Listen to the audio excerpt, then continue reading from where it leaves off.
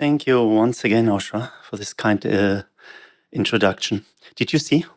She uses visual memory, yeah? How she was accessing her memory in order to reproduce my CV. Her eyes were going up to the left, yeah? And sequentially you went through that. Very nice feature. So all of us do this, and this is a wonderful example of actually brain function. Sorry, I need to switch into the other presentation. So here we go. Virtual brain twins for health and disease. When I went through the abstracts, yeah, I have seen that the majority, really by far the majority of the submissions is coming from the artificial neural network perspective. My background itself is applied mathematics and theoretical physics, more in the domain of self-organization, nonlinear dynamics. Yeah? But I've worked in the past 35 years in neuroscience working from this perspective. And that means, probably in contrast to most of you, touching brain imaging data from day one, yeah, human brain imaging data. And I want to give you a visual representation to help you to essentially frame your mindset with regard to how I invite you to follow my words and which perspective to take. Yeah? And can you see? This is good. We are dealing with brain imaging data, and we are performing brain imaging because we'd like to obtain a deeper understanding of the organization of brain activity, typically from the perspective to understand brain function, now in the functional sense, yeah? Or in order to cure brain dysfunction. Yeah? And what you see here is an example. So these dots are supposed to represent intracerebral recordings, which we do actually, yeah, for some diseases, in particular in epilepsy. And this will be my driving use case and example that I will share with you today. So we are collecting this type of data that provide us with a very complex dynamics, very complex spatiotemporal patterns. Yeah? And these patterns, we'd like to make some sense out of them. That means we would like to extract reproducible, systematic features that follow, a causal flow in this particular language. Yeah? Causal flow in this particular, from this particular perspective, means that you have in the data space, yeah, you have subsets of spaces, like generally manifolds, but it doesn't have to be a surface. This can be higher dimensional manifolds, in which the dynamics is attracted and typically stays in there, even if you perturb it. On the manifold itself, you have flow.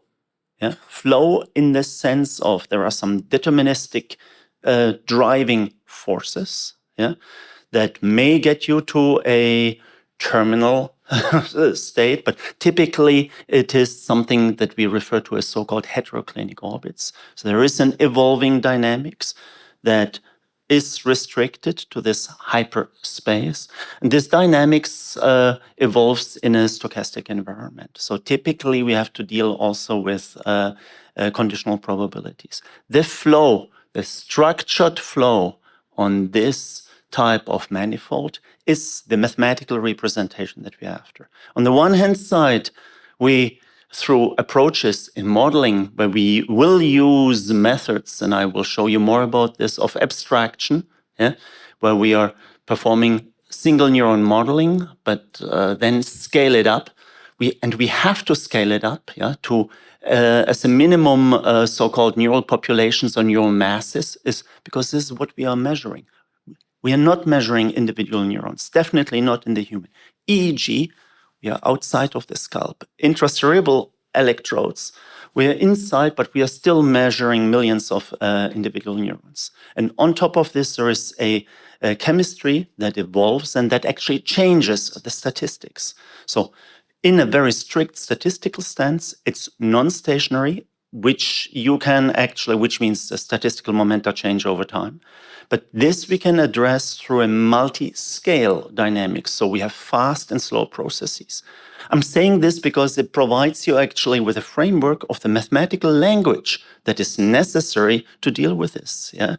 Deterministic equations in presence of noise, stochastic. Scenarios, Fokker-Planck. Yeah? But Fokker-Planck equations on the one hand side, yeah. On the other hand, this is highly non-local.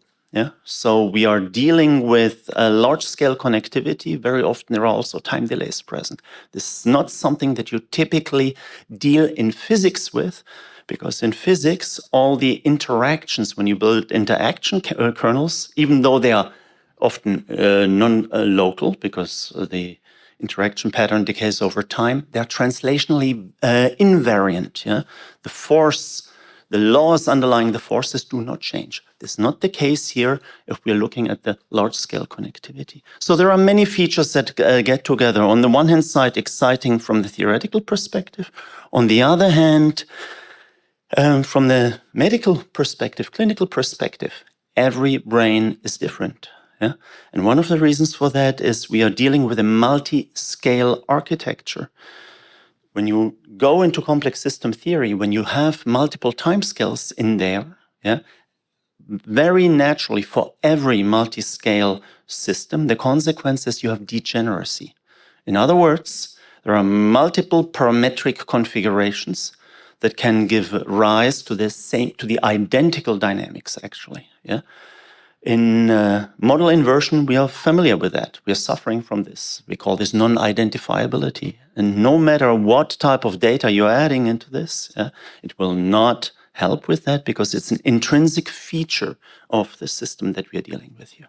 So that's essentially the language and non-identifiability. We want to infer this. So from this, how can we get that? And one way to do this is through causal hypothesis that you formulate here that then lead us to an identification of this particular object that allows us to make statements about the causality. Yeah? So the underlying rules of the behavior that is underlying this.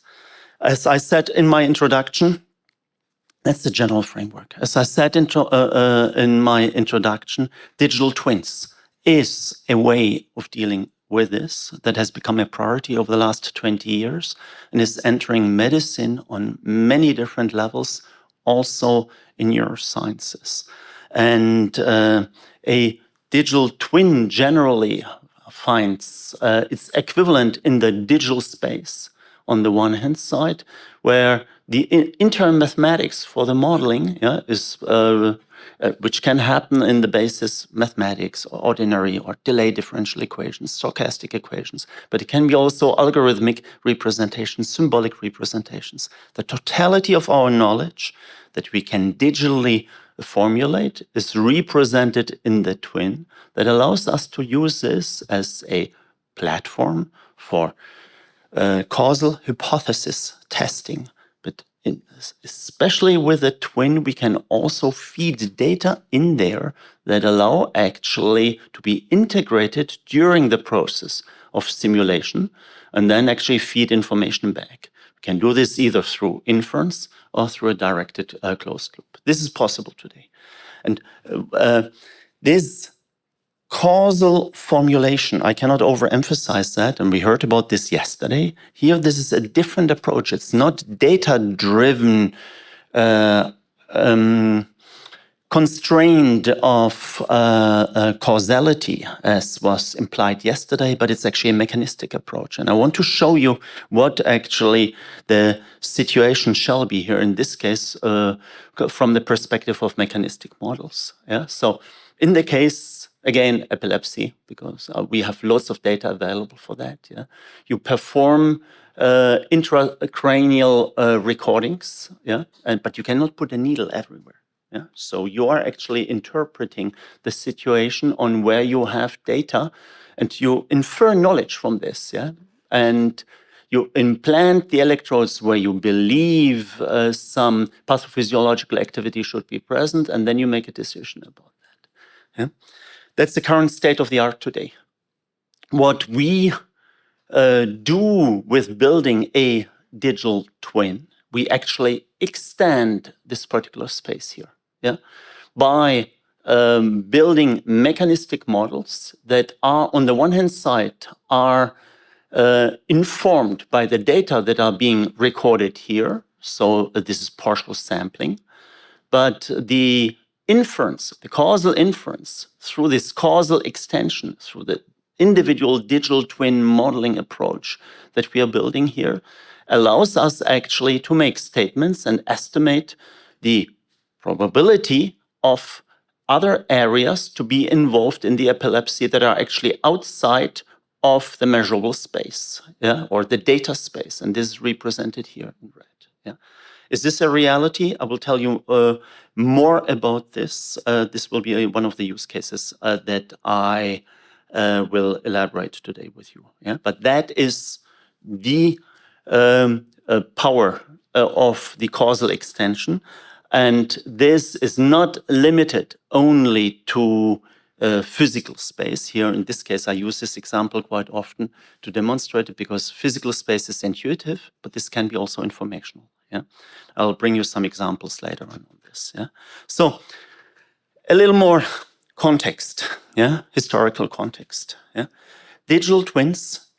When I talk about digital twins, I refer specifically to virtual brain twins.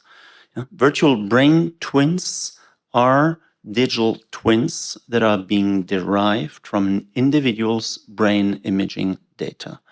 And what we have obtained in the late 90s is a breakthrough in terms of imaging, specifically now structural imaging through magnetic resonance imaging that allows us to actually reconstruct the tissue of the human brain in 3 dimensions in vivo. And that went beyond that through the introduction of diffusion tensor weighted imaging that measures actually, that allows us to reconstruct the myelin, so protein, the myelin of the connecting fibers in 3D, often individual. There are many false positives, etc., but the technique has become much, much better to the degree that we have actually, and you see this represented here, through these DTI images, we can perform so-called tractography that allows us in 3D to represent the connectivity matrix of an individual. The connectivity matrix of an individual is composed of the weights connecting individual brain areas, as you see represented here, but also the lengths. The time delays play a very important role because the transmission speeds are actually finite. Yeah? So we are in 3 dimensions, yeah? And this technique today, it demonstrates that despite the high error rate there we have there, the individual specificity that comes from these measures provides us with a predictive power that outperforms all the other techniques. So that allows us actually to take an individualized approach. Yeah? Today, ex vivo, for this type of measurements, we go down to 20 micrometers, so we get almost to a neuronal or cellular resolution. Yeah? The techniques using MRI are reliable up to 800 microns. Yeah? And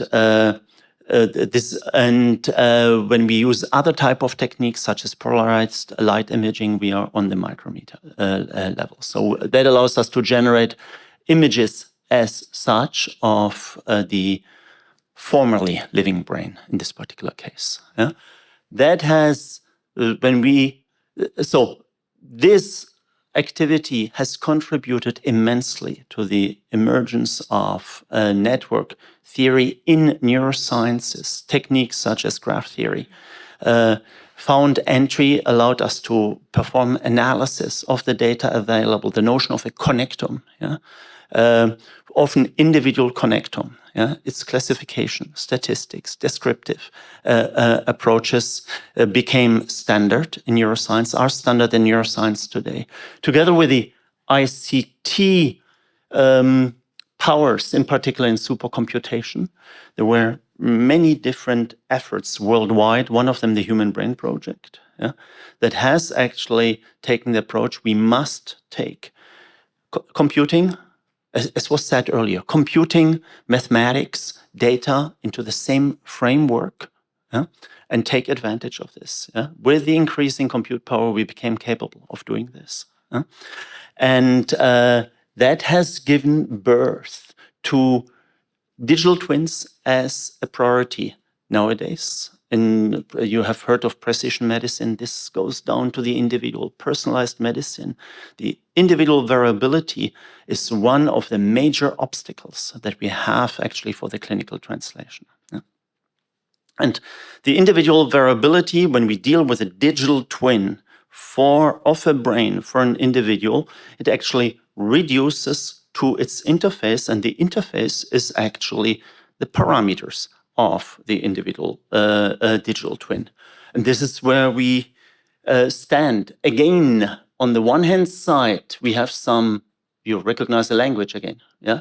Elementary causes, yeah? We deal with mathematical formulation of generative models, our understanding of the underlying causes that allow us in the direct forward problem to, when put together in the appropriate framework, to generate data, observable data. And there is a parameterization underneath. Yeah?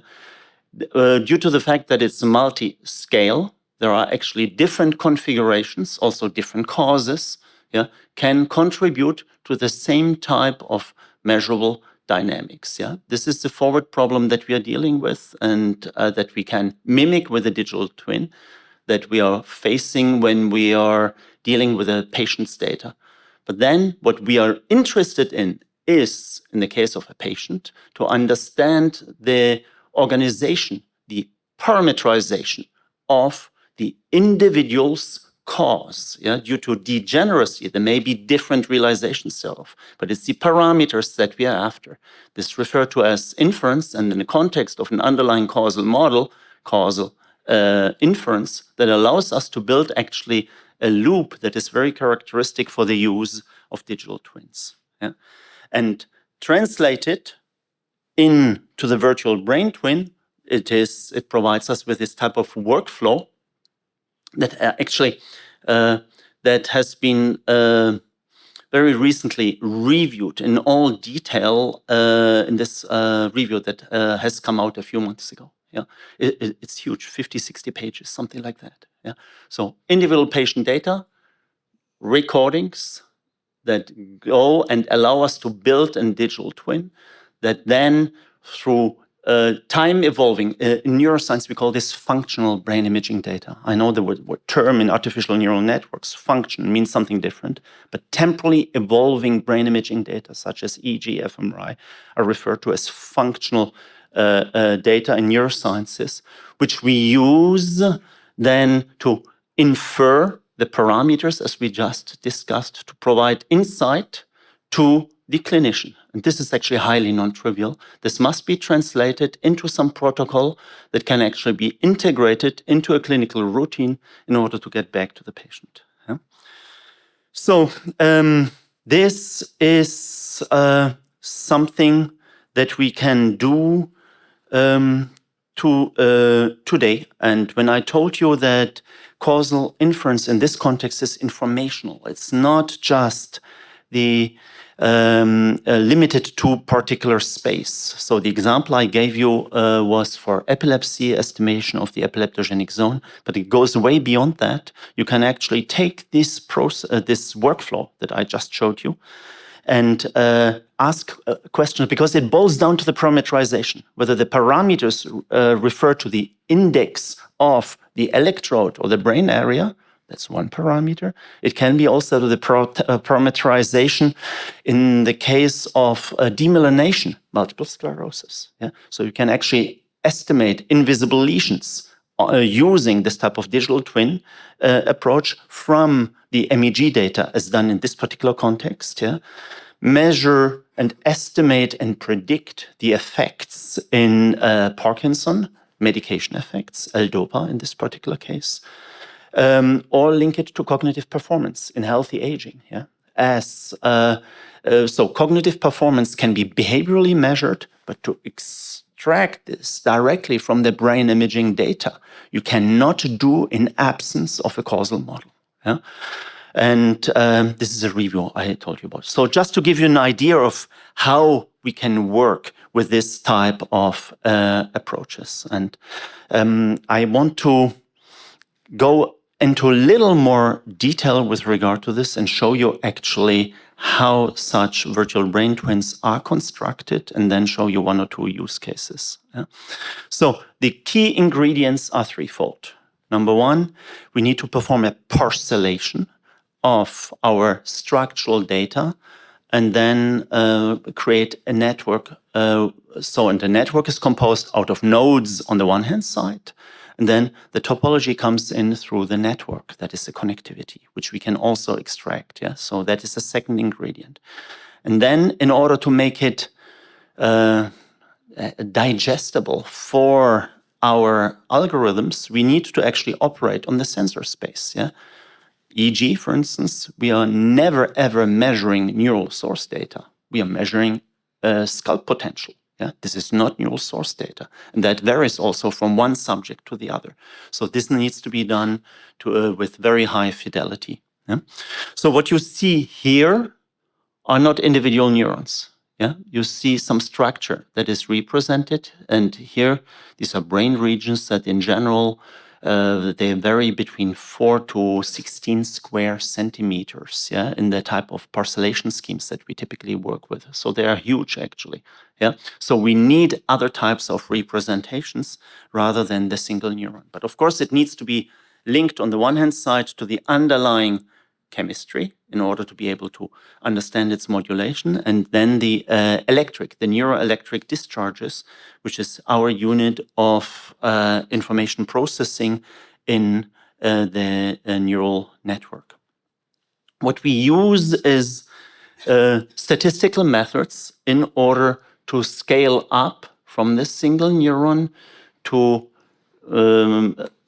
macroscopic observables, that actually collapse some of the information that is available in the individual neuron. And typically what we use there is mean field theory.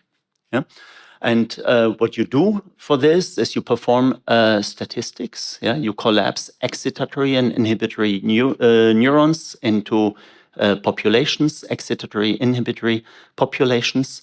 And then you identify some of the data features and impose some assumptions upon the firings. Classic assumption is that the individual neurons have an irregular firing rate, that is then being summed up in a population. And that then gives you a possible mathematical way to actually reduce this to mean field variables. Here you have an example, action potential firings. These are the individual neurons. This is time.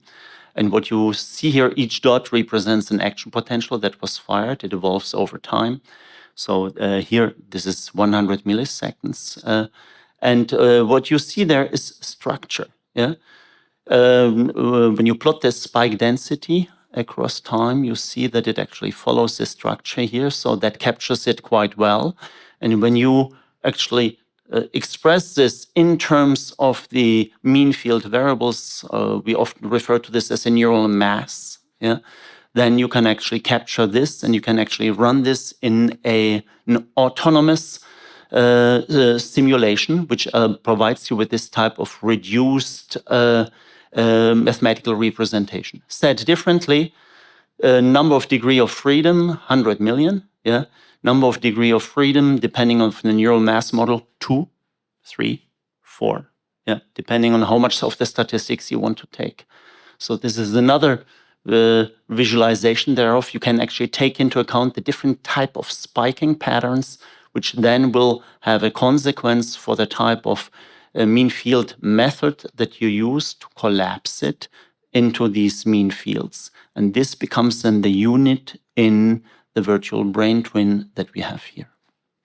So this type of models, they come in many variations, and it depends also on how much of this you take into account. For instance, you could also take the extracellular chemistry, extracellular potassium, for instance, that provides a modulatory effect for this, which is quite important in epilepsy and other processes. So you have actually a range of models from biophysical all the way down, depending on the assumption that you make, phenomenological. Yeah. Here in this figure, I would like to make one point. Here you have various models from the literature that are being represented here that cover the range from very detailed biophysical with 10, 12 state variables capturing many of the processes that we understand, yeah, including kinetic equations, Hodgkin-Huxley equations, etc., extracellular potassium, all the way down to mathematical canonical models. When you analyze the models, and this is the advantage of the neural masses, is actually you can perform mathematics. The point I want to make here is, here you have some parameters. What you have here are so-called bifurcation curves, which the bifurcation curves are identified here. Saddle node bifurcation. Yeah. Here you have the homoclinic bifurcation, where these two meet this so-called codimension 2 bifurcation, which means we have a Bogdanov-Tarkins point. These are specific topologies in the parameterization. Yeah, that it cannot be any other way. But please have a look. You find that the topologies, some of the topological features in parameter space are invariant, which is actually the justification for the use of generic canonical approaches, yeah, in the neighborhood of certain anchoring points like the BT point, Bogdanov-Tarkins point here, in this particular case. And this you find in all the models. And the powerful element is, once we are in this domain here, we can study them and perform very detailed analyses that we then can map back upon these representations and provide constraints upon the parameters. Remember, we want to use them later in order to individualize the parameters for the individual human, the patient. So we need to have some control. We cannot do this blindly. This is the power of the mathematics that is behind that. Yeah? Just a simple example here that actually goes over multiple years, 2008, 2025, so across multiple decades. So just some examples where you have a network. So some example for the utility thereof. Yeah? You have a network composed of either, in this case, Fitzhugh-Nagumo neurons or integrate adaptive exponential integrate and fire neurons, so more sophisticated neurons that were simulated with NEST. That was in this particular publication, where you have nearest neighbor connectivities, so-called local area networks. Yeah, so multiple thousands of them. I don't. Some of the statistics is here. Yeah, plus one cortical projection from one area to the other. So you can actually vary two types of parameters. You can vary many, but what has been done here, you can vary the time delay by a propagation, because in the large-scale models, this actually matters. Yeah, that's one. And then you can also introduce some degree of dispersion in terms of local area parameters, yeah, so that you do not impose the identity of the neurons on this. You can measure this with sigma on the one hand side and tau being the time delay by this. And you can run simulations either here or very realistically here. And I draw your attention to the following, yeah, so that you have in black this the degree of synchronization between, it's a synchronization index between two areas, local area network 1 and 3, high synchronicity, and you see that as a consequence of the time delay, you have this wave structure here. And as you increase the diversity, yeah, you actually manage, you have a gradient, so it degrades versus unsynchronized behavior. This is the situation. And then when you do apoptosis, neuron loss, you remove, you suppress individual neurons, this wave structure is actually more and more lost. This is what you have in neurodegeneration, but the gradient still persists, but is being moved to the right. Find the same in the very detailed realistic simulations, but when you go to the mean field level, with a single neural mass, so 2 variables only, you can actually capture the same phenomena, including the neurodegeneration, and you can treat it mathematically. This is the power of this particular approach, not quantitatively, but some of the qualitative features as a starting point allows you actually to operate on this particular level. And that is then being placed into the full brain network, connected by the individual connectome, long fiber tracts covering the entire brain, and providing us with this type of mathematics. We have a state vector at location X. The state vector, depending on the neural mass, can vary from 2 to 12 state variables, depending on time derivative. The individual neural mass, typically nonlinear. This is what we obtain from the mean field theory. Nearest neighbor connectivity, that is translationally invariant and then communicates typically by some sigmoidal transfer function from location X prime to location X, plus the connectome, where this is not translationally invariant. Please note that. That makes a big difference because this one, if I perform a Taylor expansion here, go into Fourier space, I can address this through a Laplacian, for instance. This one you cannot expand by this. And in addition to the time delay that is significant here, you are having a stochastic differential integral equation. You cannot represent it in a partial manner where the interaction kernel undergoes a time delay. Just numerical solving of this is one of the huge problems that we are dealing with. And to finish the overview, in this particular loop, this mathematics that I just described is actually then, depending on what type of pathophysiology you're interested in, I mentioned multiple sclerosis earlier, there it's actually a demyelination. This is the integral term with the connectome, the demyelination that occurs and that alters the time delay. In epilepsy, that's local, on the region, not on the link, but on the region where there is an epileptogenic network that we are after, that we want to estimate. And so this is the epileptogenicity or the excitability that we have. So this goes into different applications. So we have a formal approach that allows us to build a digital twin for an individual. It needs to be mapped still on the sensors of the individual. And here I'm just showing you, summarizing actually how this is being done. So from the brain imaging data, you extract the topography, the MRI. You perform a parcellation. Specific for the parcellation, you build a network. Specific for the parcellation, you perform the tractography in order to compute the links for the individual. And then you equip it with the appropriate mathematics and the sensors. In EEG, stereotactic EEG, you have the implantation of a particular patient, but it's the same thing with the location of the MEG or the fMRI. You actually have to map it upon the sensor space, which also varies from one subject to the other. With that, it allows us to do the type of following simulation. So we are using it as a simulation tool to test out different types of realizations under a particular parameterization for the individual brain. And here, just to give you some numbers, typically with what we work with in neuroscience, in brain imaging, we have parcels, 100, 200, 300 parcels. That's the dimensionality. We can go much higher, actually, to 260 nodes. Then we get actually to the 1 millimeter range.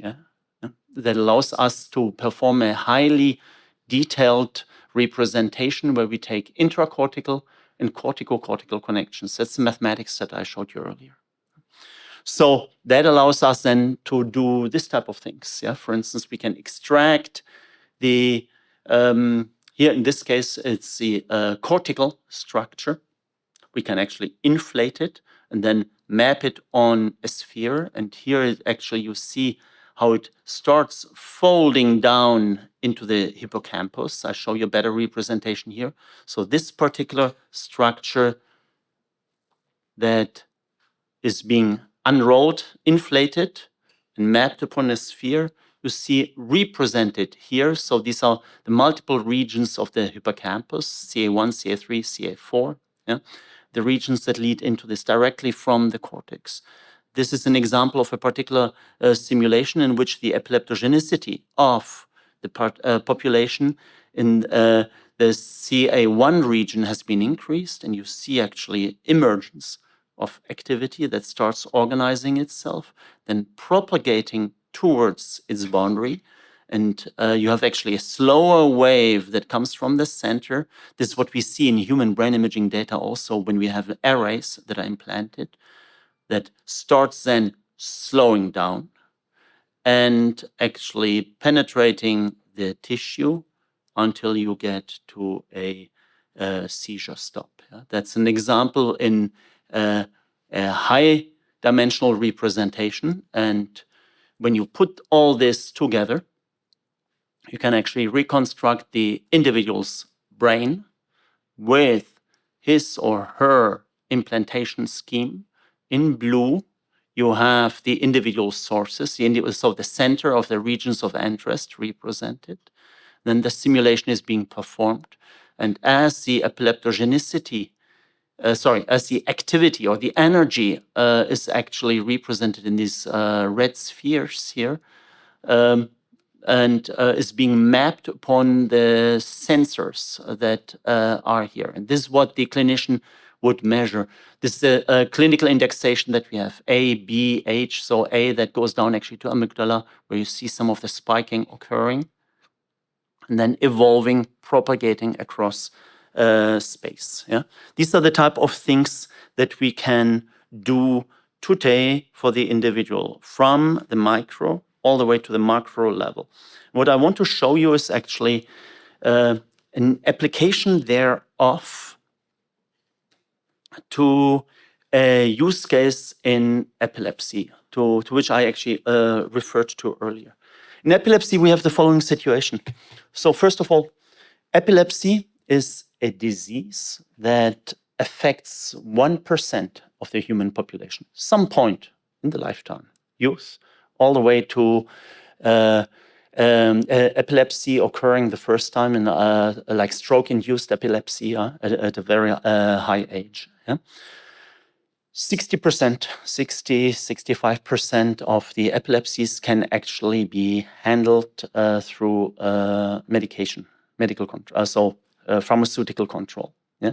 That means 35% cannot be handled in this manner, and the only hope for relief to the patient in this particular case is through epilepsy surgery in drug-resistant cases. Yeah? That's the standard of care.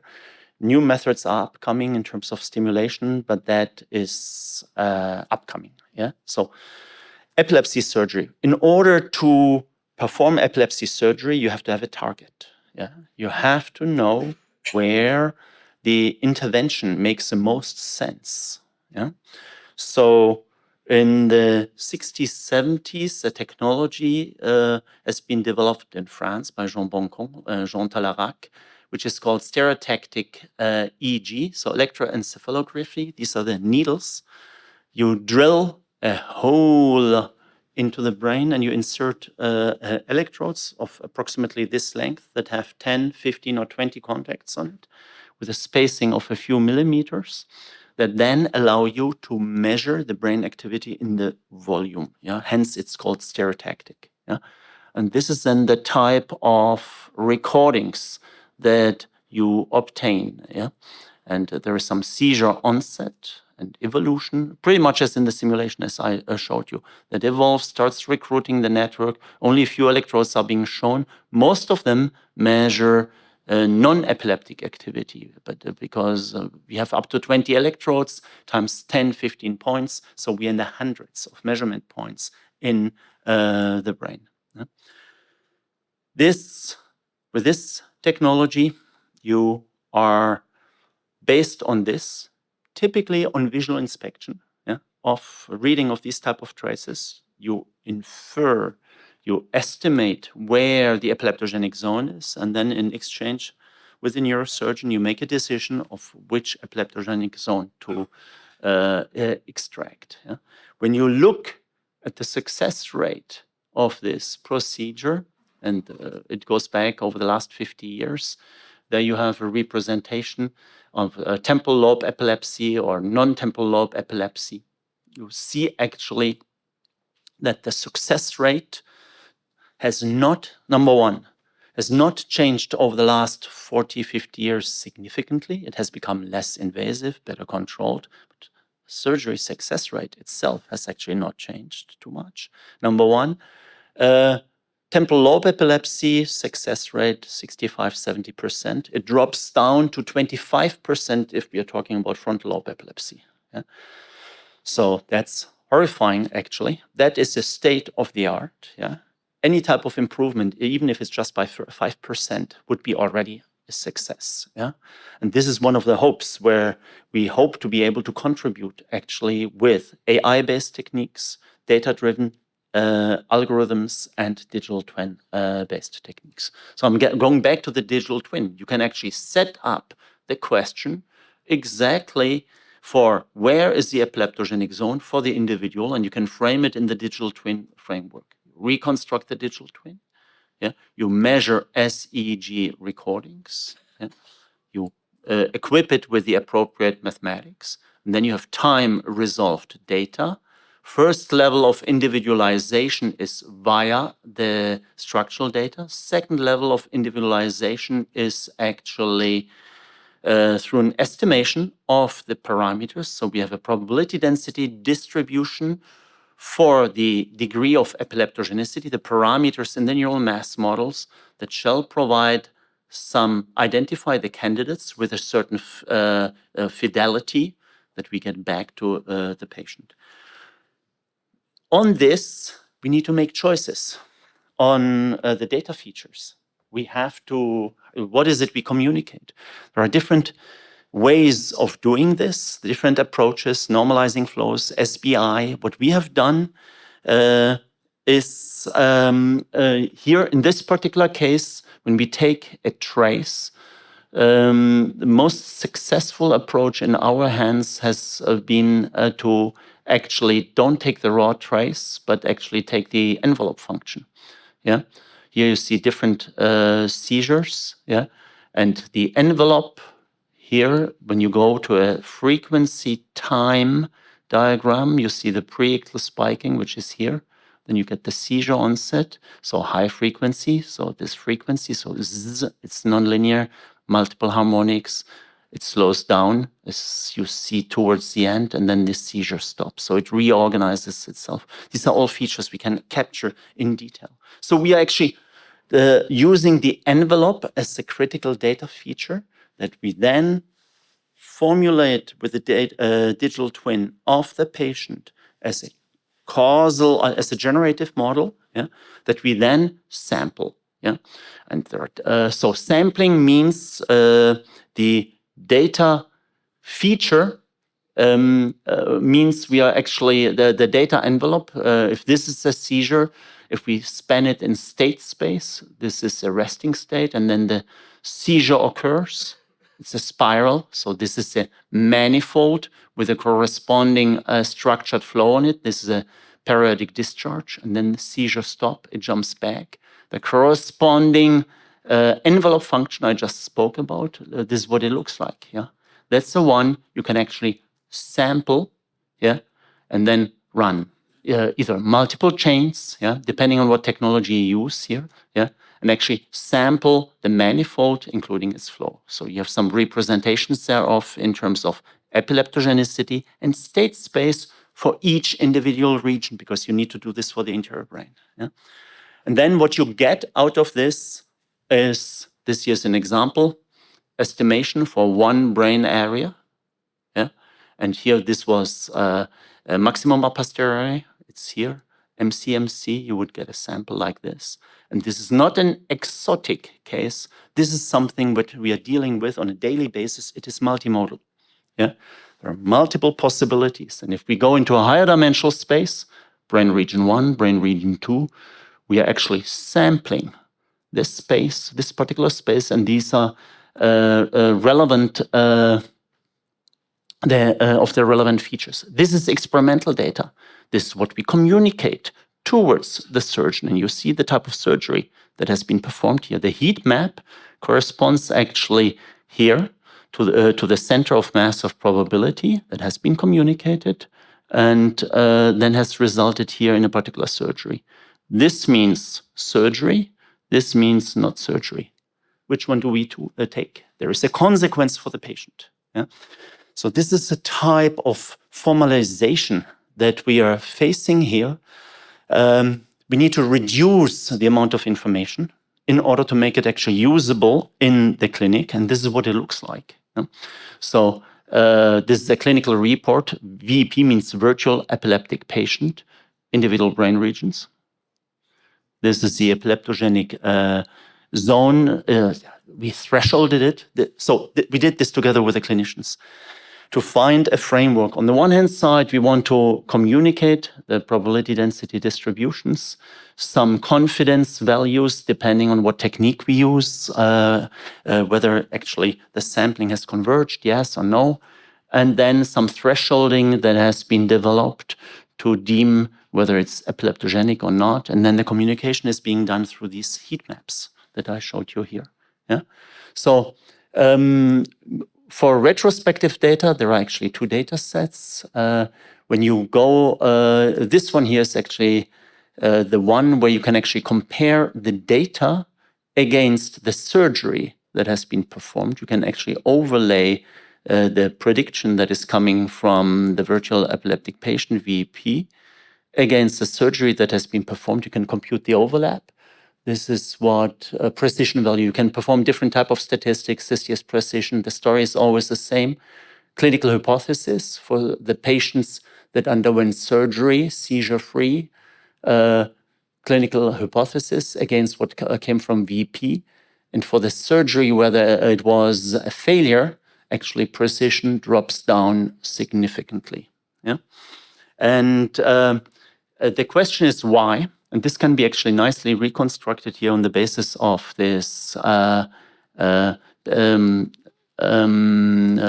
virtual brain twin model. Yeah. So I remind you, actually, what is happening here? Yeah. I remind you on the process. There is the clinician faces the patient based on there is a lesion in the MRI or what type of scalp EEG has been observed. Are there some markers in there? Based on the semiology, so the behavior of the patient during the seizure, yeah, you can actually have an idea of the organization of the epileptic seizure. As a consequence, you make actually a choice about the implantation, yeah, and then, so you're already biased by this first choice, and then you make a clinical hypothesis and you perform the type of surgery that you see here.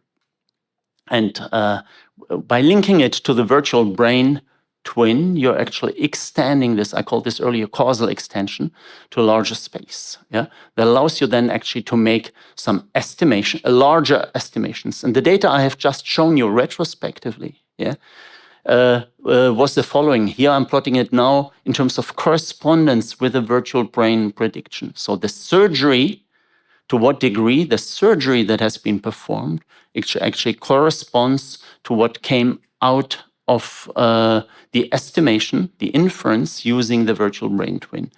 And for the seizure-free, so the surgical success stories, it actually peaks at around 100%. But for the not seizure-free, where we had actually failures, we are at around 40–50%. That's okay. What is notable in this particular case is that 29% of all the cases, of all the failures were linked. So a third of all the cases were linked to estimations of the epileptogenic zone outside of the accessible data space. This actually correlates, it's a correlation, not causation, but correlates very strongly with the failure of the surgeries that have been performed. The consequence thereof is there are other studies that have been performed, but all of them converge into this particular direction, providing sufficient evidence that a clinical trial for prospective study testing causality thereof has been actually authorized and started in 2019. Then COVID came, surgical centers were closed, etc. So it lasted until 2023, patient inclusion. And it was organized as follows, actually. It's the largest clinical trial using this type of technology that has ever been performed. It's actually organized in France with 13 French clinical centers. I think 2 dropped out. So finally, it's 11 centers where the data were collected and centralized in a central database in Lyon, then were sent to Marseille, where the virtual brain twins of patients have been built, data appropriately analyzed, and then put into a clinical report, and that was then actually sent back to the individual centers. And then there were 2 arms. One arm out of 400 patients, don't forget that, surgery patients. So that's not just a pill that is being swallowed. So surgery patients, half of them did not receive this information, the staff. Half of them did receive the information. That allows us to actually test the clinical significance and whether we can actually go beyond the threshold in order to actually demonstrate a particular effect. And the last inclusion has been done sometime in September 2023. Last surgery has been performed last year. And we have to wait 1 year after surgery in order to deem a patient seizure-free or not. So 1 year after surgery, this is the time you have to wait. So that is the current situation. And the data are being analyzed now as we speak. And we are hoping for results. Of course, have some idea, retrospective data. Some of us were involved in the data analysis, but the big picture we will know in a few months. So, in summary, what can we do with this type of approaches? Causality matters. Bernhard has mentioned, yes, I'm not sure if he's here, but he has mentioned that the philosophers told him not to use causality. I think it has become acceptable. 20 years it was difficult, but with the emergence of techniques, lots of causality measures ranging from directed transfer, entropy, Granger causality, etc., it has been established. And we know about causal inference frameworks. With this, we can push it actually further in the use of digital twin. And possibilities today include the following. What I showed you is this type of framework, for the VEP, virtual epileptic patient, estimating from the reconstruction, the time series, obtaining this type of distributions. It's based heavily on invasive data. From EEG, it's impossible to do this. It's not sufficiently informative, zero identifiability. This is changing now. If you have a digital twin, you can actually, with EEG, in the case of stimulation, you have to stimulate non-invasively, plus, you need to trigger activity, plus EEG for the digital twin, you can actually demonstrate that you can render the question the problem, the challenge that we have actually identifiable, not to the same degree as if you had invasive data, but you can actually, digital twin guided in this particular case, generate sufficiently successful approaches. So that just came out in Science. Is it Science? No, Nature, Computational Sciences. It just came out. Where first pilot studies demonstrate actually the viability thereof, which means that's why I entitled this Rendering the Invasive Non-Invasive. This could make a huge change, maybe not to the same degree of performance, but most centers worldwide do not have SEG capacity or capability. They're unable to perform this type of highly invasive exploration. So that would provide an avenue for the future. Other approaches where we are suffering a lot from being blocked are, for instance, in the entire field of psychiatry, schizophrenia, for instance, where brain imaging has made a very minor impact towards progress. And this is also changing. There are a lot of AI-driven approaches where on the individual digital twins across different scales, informed by fluid markers, for instance, allowed to make some predictions when linked to brain imaging data. What is happening right now is actually the use, there is a huge consortium that has been started by the Commission last year to use the type of digital twin approaches that I have shown you, where actually the use of some pharmaceutics, so antipsychotics, amylsulpride and clozapine, in fact, where you focus on the signaling pathways, where you perform very detailed micro-scale simulations to identify some of the mechanisms and implement them in the neural masses in order to obtain on the virtual brain level then this workflow to indicate changes of the fMRI activity. And thanks to the digital twin actually having a predictive power to indicate how to change medication. Very often in clinics, it boils down to very simple questions. I have this patient. When do I change from clozapine to amylsulpride? Now, in 6 months. Do I give 5 milligram, 50, 150? Depending on where you go, in which city, you will get completely different advice and consultation. And it varies from one patient to the other. So there we have a chance to actually address some of these questions. That's what I wanted to share with you, to give you a little bit of insight where neural networks coming from a dynamic perspective, when exposed to an individual's brain imaging data, have at least the potential to make statements and guide the future for applications of digital neuroscience techniques in brain medicine. We are not there yet. We are very, very far. We need help with many techniques, in particular inference. Causal inference is something that is being pushed and finds entry now. But this is reality in research. In clinics, we are not there yet. In clinics, the clinical translation is actually happening at the moment, but we are not there yet. So let me stop here. Let me thank the team that has contributed to this. It's a large team actually with many contributors actually from different areas. The people here in red are here, have already held tutorials, have posters, and they're happy to interact with you and also answer some of the questions. So I thank all of them. I thank you, and I thank also our supporters. Thank you.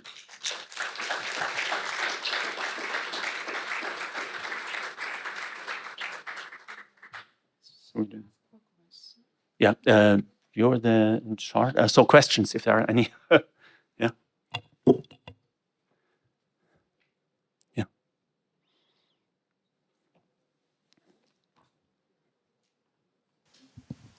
Thank you.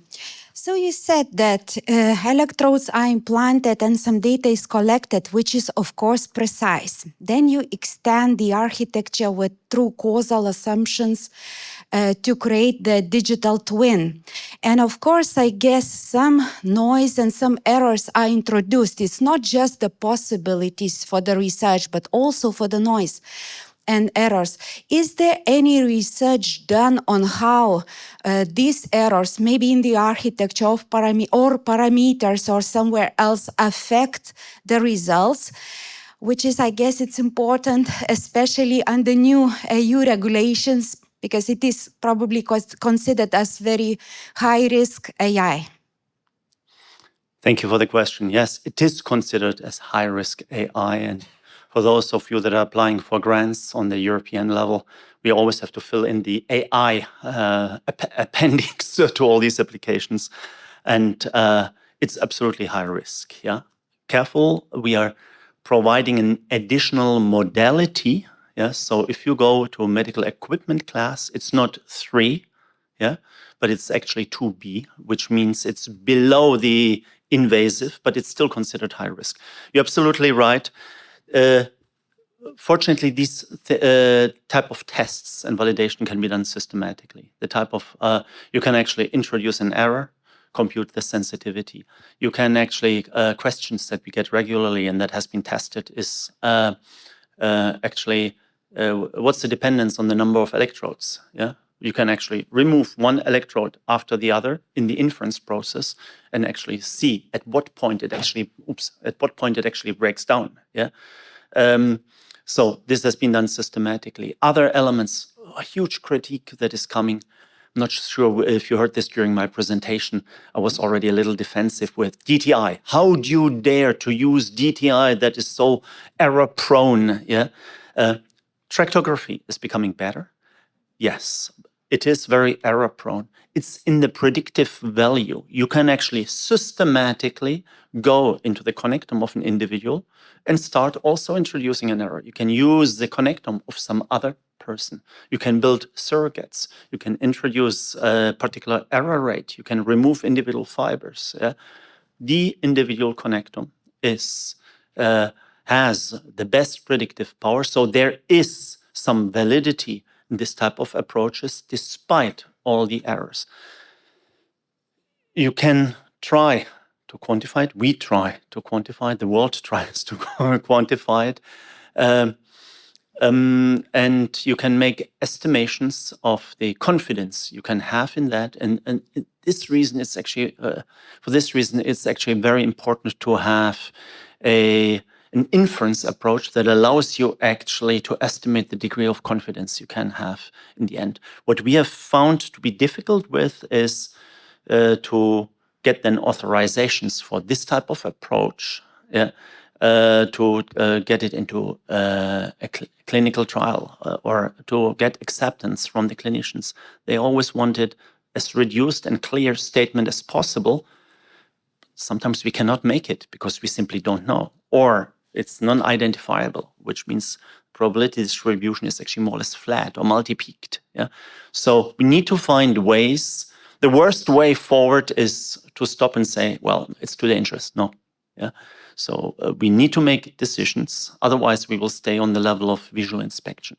Yeah. And this has not changed over the last 50 years. So that's not a good way forward. Yeah. Okay. Thank you. No, thank you. Yeah. Are there other questions? This gentleman here. You have a mic in front of you. Yeah. Thank you for the talk. Really cool work. You talked a lot about degeneracy, non-identifiability, bimodality of posteriors, but you also talked about how you process the signals and, for example, only fit the envelope of the signal. Do you have any feeling for how strongly this post-processing influences the bimodality or non-identifiability? And do you think it could go away by actually using the raw signals? Mm-hmm. We have started with the raw signals. It did not work well in our hands. Yeah. In the beginning, we started with the raw signals and we looked for methods in order to handle the results more tractable, more robust, actually. Yeah. the fact that synchronicity index, so the synchronicity of the faster discharges, is actually not too predictive. Also outside of our framework. This has been done in the epilepsy community for many decades, actually, try to compute synchronicity indices to either predict seizure onsets or the evolution. So that the fast dynamics, there is limited predictive value. Doesn't mean that you cannot go further if you do it later. We had to freeze our methods in 2019 for the clinical trial. Since then, we have learned so much more. In particular, Mason, he has introduced in our team normalizing flows. And this has changed also our perspective on the treatment of this. So, but for the clinical trial, this is what we have done. Robustness was one of the key elements. How much does the pre-processing under this paradigm actually affect multimodality? Multimodality, I do not know, but the stability of the results are affected the least when we take the envelopes. And I remind you, maybe if I can just 20 seconds. You have the seizure onset, fast discharge, seizure offset. In state space, this is one line, resting state activity, fast discharge. This is a manifold that we're actually sampling. This was the most robust data feature, but this is what is in the model. I showed you briefly these envelope functions in red. So they're separating, they're structuring the data quite well. But it requires that you have state space. You're here, you're jumping over, and then back. Sometimes you have baseline shifts in the data, which means we have to remove them. We have to do this manually. So all these things, we need to adapt the time series in terms of pre-processing that it actually fits the question. This is pre-processing. All this is okay. These are things that came with time, with experience. If you just take raw data naively, blindly, good luck. Do it and then teach me. But we had to not massage, but process the data heavily in order to get the question right. Thank you. Other questions other than you? Thank you. Two. Thank you. So right now there are disease-specific digital models, but probably in reality can happen that the same person unfortunately have several diseases. Is it in general possible to model one digital twin that could accommodate all that information? And maybe such a research is already done, maybe you know. Two answers in this regard. In principle, yes. I showed you the parameterizations. It boils down everything to the parameterization. And if you can formulate the pathophysiology of the disease on the level of a neural mass, you can use our types of virtual brain twins if there are multiple diseases indeed. Very often, that's the second answer, very often a disease comes with lots of comorbidity. Epilepsy is the key example. Epilepsy is often accompanied by depression. Do you treat the patient now for depression, or do you treat the patient for epilepsy, or for both? What do you do in these cases? It's just a simple example, but comorbidities are a key factor with regard to this that does not necessarily translate one-to-one to the underlying cause that we want to model. So this is something, some questions that are actually being posed particularly in the psychiatric community, that you cannot or should drop the notion of individual classes of individual diseases, but rather think of a continuum of a disease spectrum. Thank you. There was one more question here. Do you want to use your mic? Oh. Yeah, it's the right button. Okay. Thank you very much. For the reconstruction, as I understood, you're using EEG data with synchronously measured imaging data in order to infer the parameters. So I was wondering, what's the dimensionality of the input source, those data, and how many parameters are you estimating? Okay. It's not simultaneous. So MRI is being done separately. We use in the in the epilepsy example, it is MRI for structural reconstruction, which is actually very important because sometimes people build the digital twins based on functional data, but then they are limited to the sensor space and cannot get out of this. Yeah? But answering your question, MRI is being used separately with DTI for the structural reconstruction, then the linking to the generative model. We use SEG in the example that I have shown you, typically 10 to 20 electrodes. You have a which means data space of 200 to 300 dimensions. Yeah, time evolving. Yeah, so time evolving. So you can look at it, for instance, as a state variable and its derivative. Yeah, when you span this, you're at around 400 to 500. In terms of number of parameters, in the clinical trial, we have 164 brain regions. Yeah, to be estimated 1 parameter per brain region, which is the excitability. This is one of the simplest cases. Yeah. 164, all the other parameters are fixed. They are estimated from the brain imaging data. Sometimes also other parameters are inferred, such as noise strength or such as variation of coupling strength in order to address some of the questions we discussed earlier. Yeah? So they can increase the dimensionality of the parameter space. But 1 to 2 parameters per brain region times the number of brain regions. When we are at the high resolution virtual brain, 260,000, of course, there it doesn't work. Then we work with distributions. Yeah, so that we estimate some parametric distribution, some Gaussian distribution across the regions. You can actually use some mathematical tricks in order to reduce the dimensionality and use some smoothness criteria. Are we good?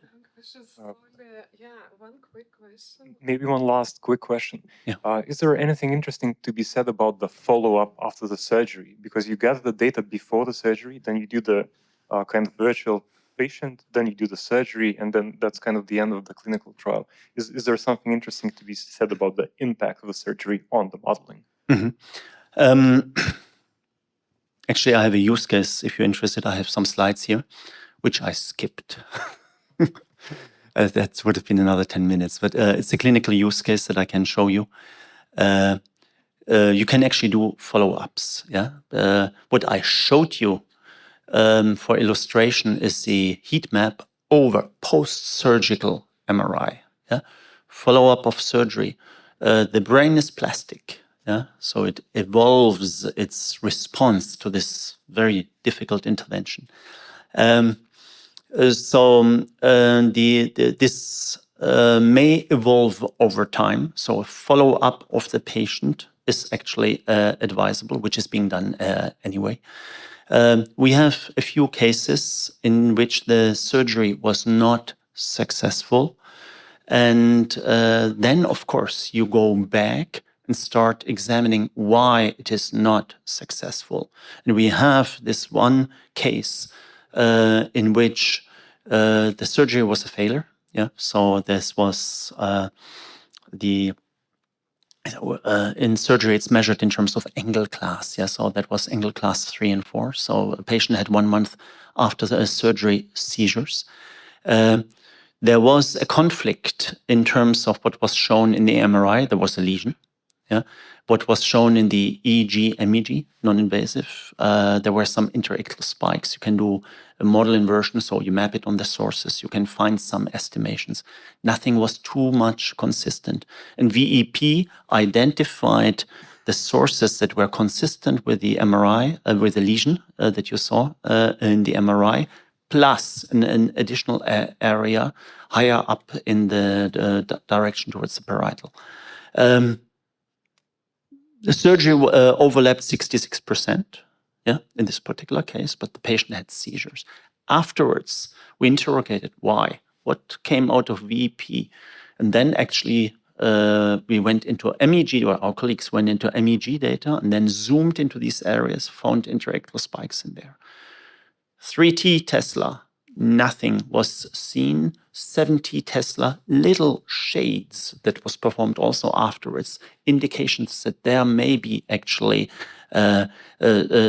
some lesion present. So the patient underwent a second surgery that happened 2 years ago, and since then she is seizure-free. So these are things that can be done, but it's far from clinical routine. Yeah, it's exploratory for us. There are questions of acceptance. How much value to provide on this type of estimation?